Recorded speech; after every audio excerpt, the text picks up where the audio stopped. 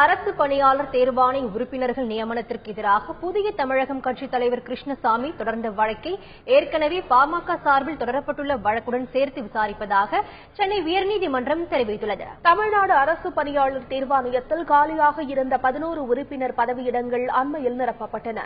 இந்த நியமனங்களை எதிர்த்து திமுக மற்றும் பாமக சார்பில் தொடரப்பட்ட வழக்குகள் சென்னை உயர்நீதிமன்றத்தில் நிலுவையில் உள்ளன. இந்த நிலையில் இதே விவகாரம் தொடர்பாக புதிய தமிழகம் கட்சித் தலைவர் கிருஷ்ணசாமி தொடர்ந்த வழக்கு இன்று தலைமை நீதிபதி எஸ்.கே. கவுல் தலைமையிலான முதன்மை அமர்வு முன்பு விசாரணைக்கு வந்தது. அப்போது இந்த வழக்கை ஏற்கனவே பாமக சார்பில் தொடரப்பட்ட வழக்குடன் சேர்த்து விசாரிப்பதாக கூறிய நீதிபதிகள் விசாரணையை ஒத்திவைத்தனர்.